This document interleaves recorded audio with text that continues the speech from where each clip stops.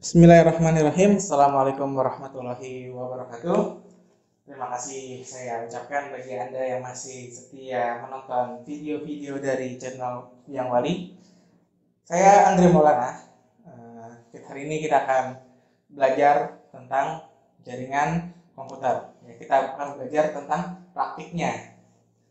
Nah, apa yang mau kita bahas pada materi hari ini? Jadi sebelumnya saya akan review dulu 2 minggu ke belakang saya pernah kasih materi tentang routing statik dan routing dinamis. Saya harap Anda sudah mencoba di rumah ya untuk dipelajari sampai dengan bisa, karena materinya itu akan berhubungan dengan materi yang sekarang kita akan pelajari. Baik, sebelum kita mulai, ada baiknya bagi Anda yang belum subscribe silahkan di subscribe dulu, dinyalakan lonceng notifikasinya, di like, di share ke teman-teman yang membutuhkan pengetahuan tentang jaringan komputer. Baik, kita mulai saja. Hari ini kita akan belajar tentang namanya tunneling ya, atau biasa yang kita sebut itu adalah VPN. Jadi konsep VPN itu adalah kita masuk ke suatu jaringan khusus ya. Ya, kalau misalnya jaringan yang biasa kita lewati itu diblokir gitu ya. Kayak tragedi waktu itu, misalnya internet, sosmed itu semua diblokir, ternyata kita punya suatu aplikasi namanya misalnya aplikasi VPN. Nah, sebenarnya kita masuk ke dalam jaringan khusus yang mereka buat sehingga kita bisa connect ke situs yang kita inginkan gitu. Tapi kalau misalnya umumnya situs tersebut misalnya diblokir atau sosmed tersebut diblokir, kita bisa numpang lewat ke jalur orang lain yang kita buat. Itu namanya konsep dari VPN. Nah, begitu juga untuk VPN, ini bisa diterapkan untuk menghubungkan jaringan yang milik kita sendiri gitu ya. Nah, sebagaimana contohnya, baik kita punya sebuah topologi seperti ini. Oke, anggaplah di sini adalah internet ya, internet yang ada di seluruh dunia. Saya ambil contoh, ini ada satu kasus, misalnya ada 2 ISP ya, misalnya ada ISP IndiHome, kemudian ada juga misalnya ISP First Media, gitu ya. Nah, kemudian ada sebuah kantor. Ada kantor di sini, ini namanya kantor pusat ini. Misalnya PT apa ya, misalnya AYZ gitu ya. AYZ itu punya kantor pusat yang berada di Jakarta.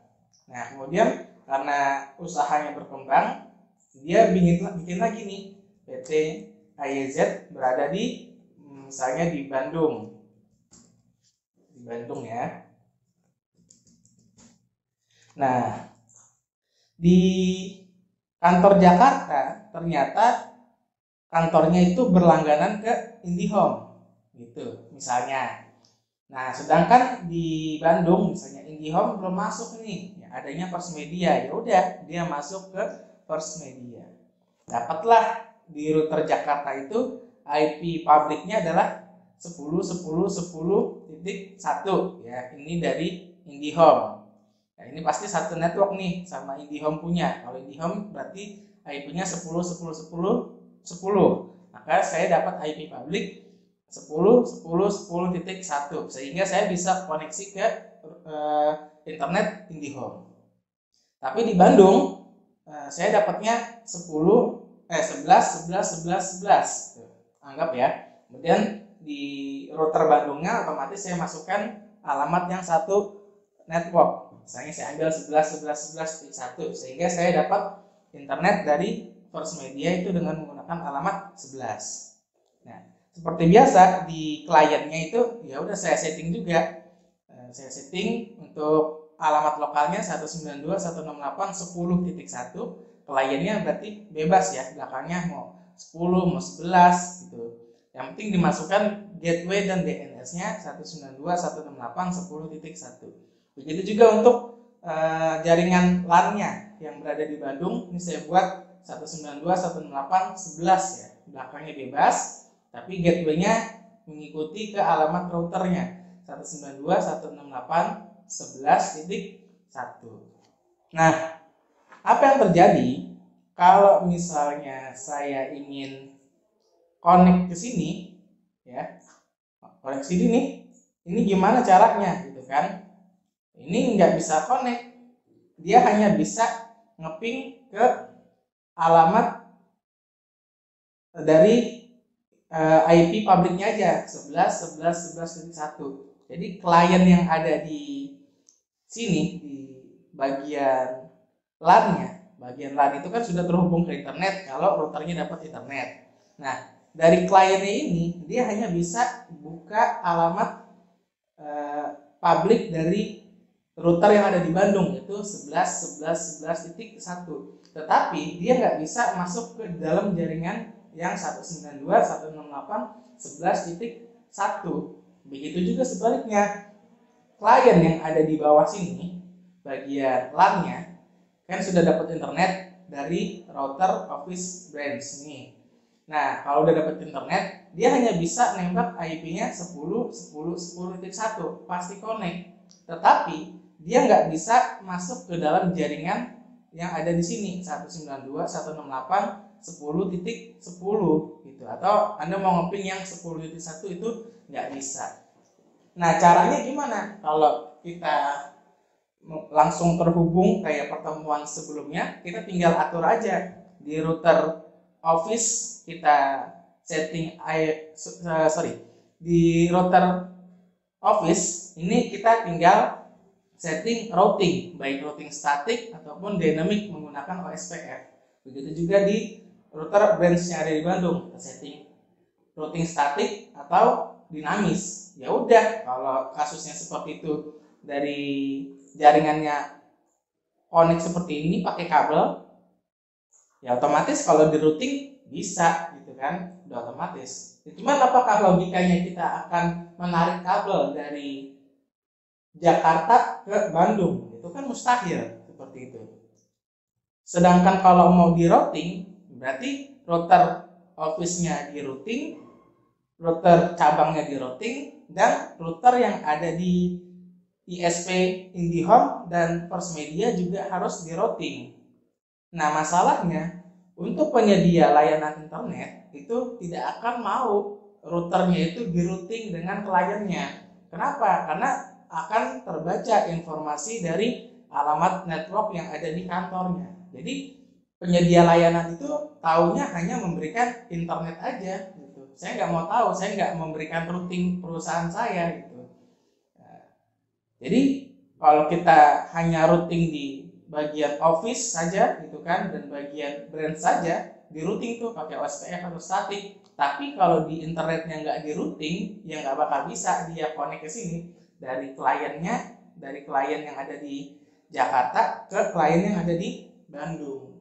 Pokoknya intinya penyedia layanan taunya hanya memberikan internet aja, nggak mau tahu dan dia nggak bakal mau memberikan informasi routingnya ke klien yang menyewa internet kepadanya. Nah, sekarang gimana caranya supaya ini klien yang ada di Jakarta bisa terhubung dengan klien yang ada di Bandung gitu. Nah, itulah fungsinya dari VPN. Kita membuat jaringan khusus. Oke, jaringan khususnya seperti apa? Berarti nanti kita akan membuat suatu jalur khusus ya, menggunakan internet. Jalur khusus ini kita buat sendiri, disebut dengan tunnel atau apa ya? Misalnya bahasa tunnel itu adalah lorong khusus, ya, lorong khusus supaya kita bisa berhubungan dengan antar klien dengan berbeda wilayah. Nah, nanti kita akan buat nih, terowongan ini juga akan diberikan IP. IP-nya saya berikan 50.50.50.1 di sini 50.50.50.2 seperti itu. Jadi menggunakan tunnel terowongan tunneling ya. Saya tunneling, kita bisa berkomunikasi dengan alamat dari jaringan lokal yang ada di Jakarta dengan alamat lokal yang ada di Bandung tanpa kita harus meminta routing ke penyedia layanan internet, IndiHome atau First Media. Jadi kita punya jalur khusus sendiri. Itulah fungsinya tunnel yang akan kita buat. Nah, tunnel yang kita buat ini kita menggunakan yang paling sering adalah PPTP kalau di Mikrotik. Tunnel itu banyak ya, ada EOIP, ada PPTP, dan lain sebagainya. Nanti semoga saya bisa demokan ke Anda satu persatu. Baik, itu adalah konsep dari tunnelnya ya. Ingat, jadi perusahaan penyedia layanan internet tidak akan memberikan informasi routing dan tidak akan mau melakukan routing dengan kliennya. Mereka hanya bertugas dan dibayar untuk memberikan alamat internet saja. Nah, dengan menggunakan internet, kita akan membuat sebuah terowongan yang akan menghubungkan antara router di kantor pusat dengan kantor cabang seperti itu, tanpa harus ke penyedia layanan internet. Oke, silahkan dipahami dulu desain dari topologi yang ada di sini. Nah, nanti kalau sudah, kita akan buat prakteknya. Nah, untuk prakteknya ini kita membutuhkan berarti 3 router ya, 1, 2, 3 di sini ya. Kita buat 3 router dan 2 buah klien. Berarti totalnya ada 5 buah virtual. Oke, saya jelaskan satu persatu. Yang pertama kita akan buat namanya router internet. Ya, router internet ini adalah gambaran dari IndiHome dan First Media, ya, penyedia layanannya atau dalam kurung ISP-nya.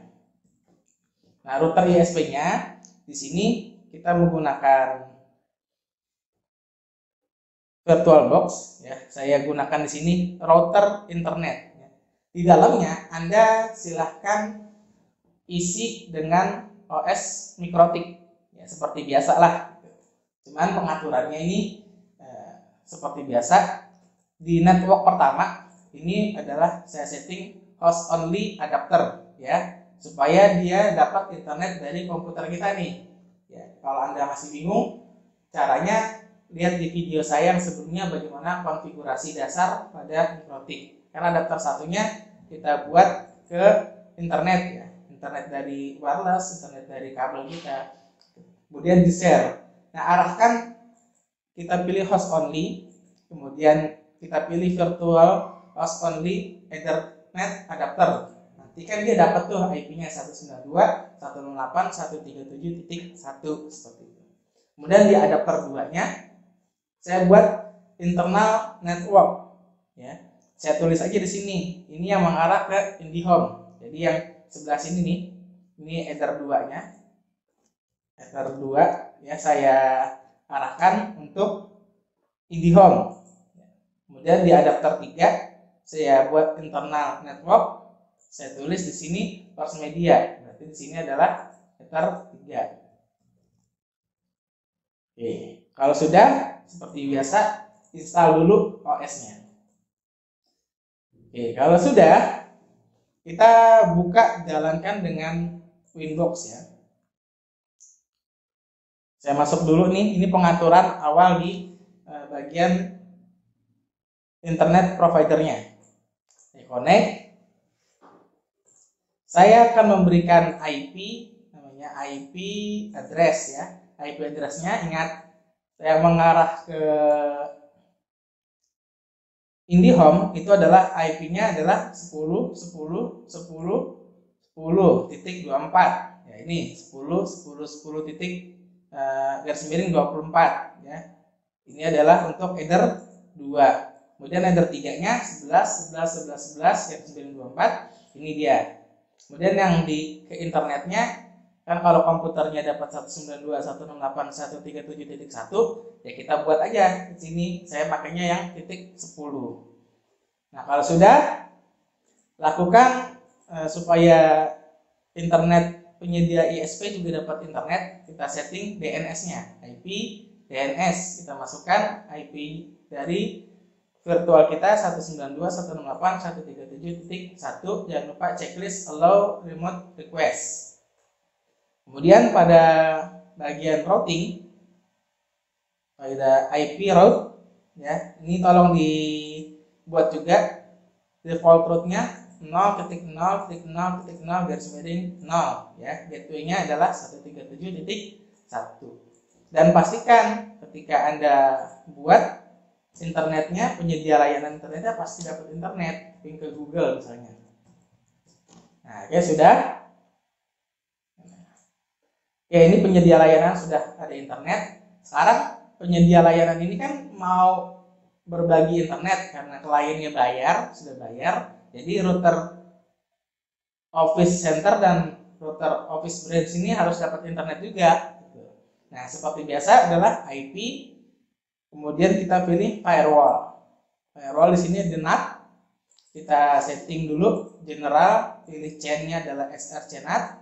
Kemudian out interface-nya either 1, action-nya adalah masquerade. Oke. Dan sampai sini pengaturannya. Ini mah pertemuan kita sebelumnya ya. Sama caranya, udah pasti pada bisa. Nah, udah fungsi dari router ISP-nya sudah cukup sampai di sini. Nah, sekarang kita masuk ke bagian router Office Center. Nah, pada router Office Center di sini Anda install lagi virtual mikrotiknya. Seperti biasa caranya sama. Yang diubah adalah pada bagian network adapter 1 ini kita pilih internal network dan kita arahkan ke IndiHome. Tulis saja di sini IndiHome, samain dengan tulisan yang ada di router internet. Kemudian di adapternya internal network juga kita tulis saja ini ke arah PC1 misalnya. Ya, tandain aja. Berarti nanti PC1 ini akan mengarah ke kliennya. Kalau sudah, oke. Nah, pada router Office Anda harus melakukan namanya seperti yang dilakukan pada router ISP. Anda berikan alamat IP address. Ya, alamat IP address itu adalah header satunya 10.10.10.1, di mana ini diambil dari alamat header 1 ya, dari router Office ini 10.10.10.1. Ya, saya buat. Kemudian yang mengarah ke kliennya yang ini melalui header 2 IP-nya 192.168.10.1. Saya buat dulu nih 192.168.10.1. Kemudian jangan lupa kita setting juga DNS-nya. Masukkan alamat dari alamat IndiHome-nya 10.10.10.10 pada bagian ini nih. Ya, 10.10.10.10. Kemudian jangan lupa allow remote request. Dan jangan lupa lagi IP route kita buat default route-nya adalah 0000 garis miring 0, gateway-nya 10.10.10.10. Dan terakhir sama juga, lakukan IP firewall NAT untuk dia bisa internet ke kliennya di sini. Ya, kliennya ada kita masukin sama, pilih chain-nya SRCNAT, outnya header 1 dan action-nya masquerade. Pastikan di sini sudah terkoneksi ke Google misalnya. Oke, sudah. Kemudian pada sisi kliennya juga Anda setting internet IP-nya. Pada adapter lokalnya ini kita masukkan alamat IP-nya ya 10.10.10, gateway-nya 10.1 dan DNS-nya 10.1. Ingat acuannya ke sini, gateway dan DNS-nya 192.168.10.1. Kalau sudah, pastikan dia juga sudah mendapatkan internet. Kita klik aja ping ke google.com. Nah, ini sudah dapat internet. Oke. Lakukan hal yang sama juga terhadap router Office di branch-nya.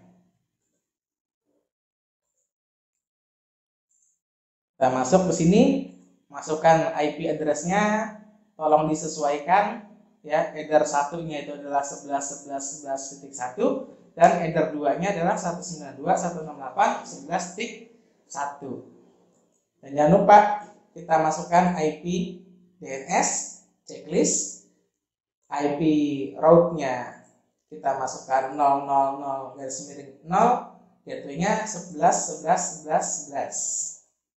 Dan supaya kliennya juga dapat internet, pastikan adalah kita masukkan IP firewall NAT-nya. Caranya sama juga, pilih SRC NAT, pilih out interface-nya enter 1 dan action-nya masquerade. Dan pastikan juga kita tes di sini. Ini wajib terhubung ke internet. Oke, sudah. Kemudian kita masuk ke kliennya. Sini kita setting juga alamat dari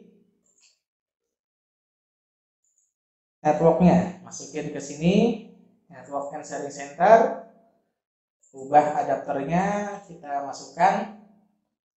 Kliennya saya pakai 192.168.11.11 ya. Dengan gateway dan DNS-nya adalah 11.1. Ingat, sesuai dengan topologi yang ada di sini. Oke. Nah, pada kasus ini saya akan membuktikan bahwa kliennya ini hanya bisa connect ke alamat IP public dari 10.10.10.1 ya.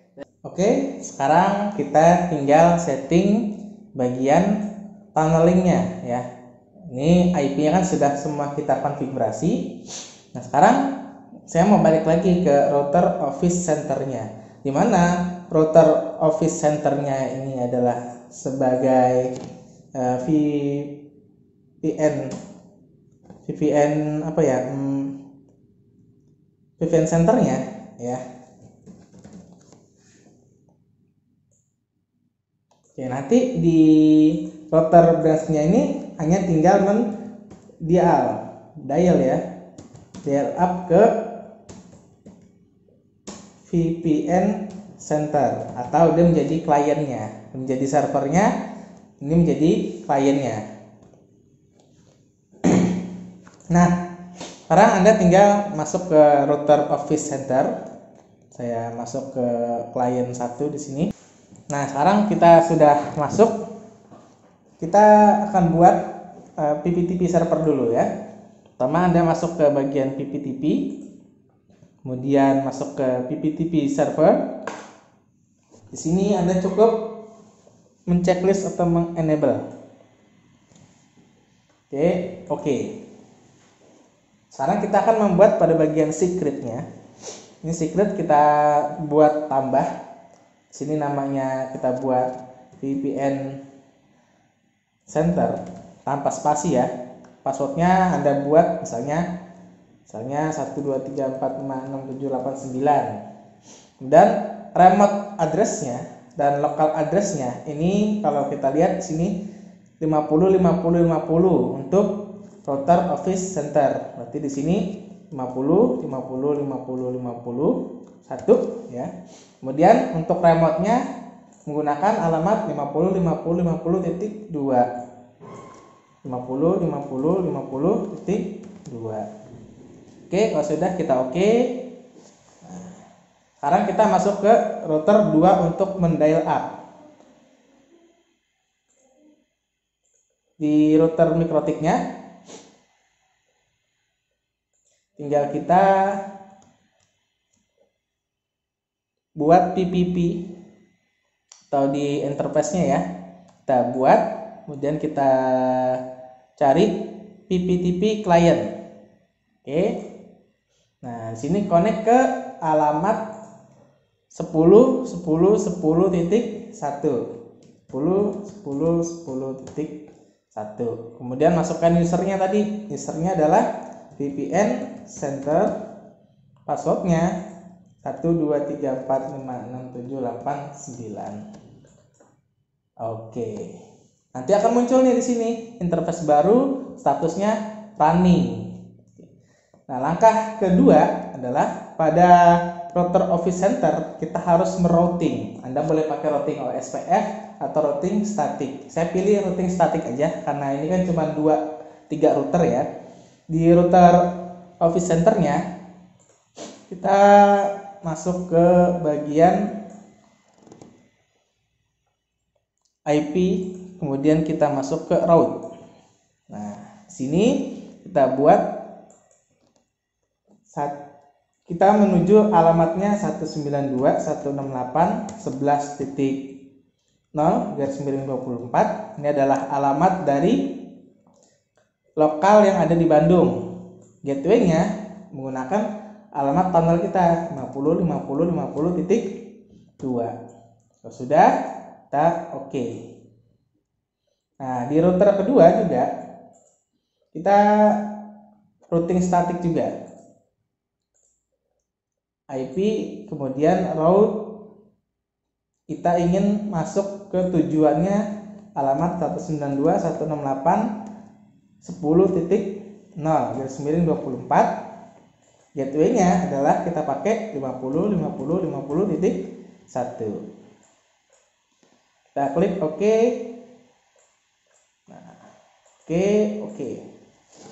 Sekarang saya mau coba nih. Seharusnya ketika klien saya dari 192.168.11.11 ini akan connect ke 192.168.10.10. Nanti saya buka command prompt. Saya coba cek dulu IP-nya, IP config ya, 192.168.11.11. Coba saya ping 192.168.10.10.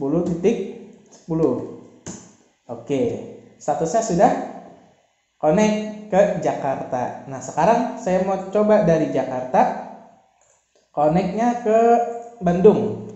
Nah, pada klien yang ada di Jakarta, ini pastikan sudah bisa connect ke klien yang ada di Bandung. Saya buka CMD, saya coba buka IP config.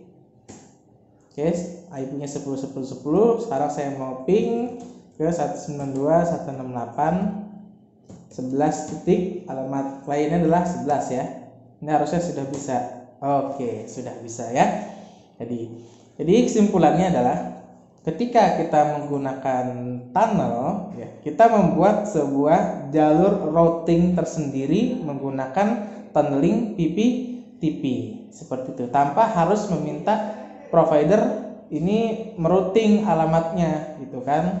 Ini baru satu IndiHome. Nanti kan IndiHome juga connect ke provider lain, dari provider lain ke provider yang lain, terus banyak seluruh internet ada di dunia. Nah, itu kan nggak mungkin kita minta routing gitu ya, satu persatu. Nah, makanya di sini kita menggunakan metode untuk berhubungan ke klien yang berbeda wilayah, beda tempat ya, beda IP juga, beda penyedia layanan internet. Nah, pasti bisa dengan menggunakan tunneling. Itu saja dari saya, semoga bisa Anda praktekkan. Silahkan dipraktekkan dulu sampai dengan selesai, buat seperti yang saya buat.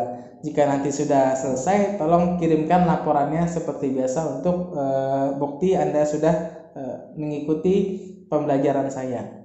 Itu saja dari saya akhiri materi ini. Mohon maaf jika ada penyampaian yang salah. Saya akhiri. Assalamualaikum warahmatullahi wabarakatuh.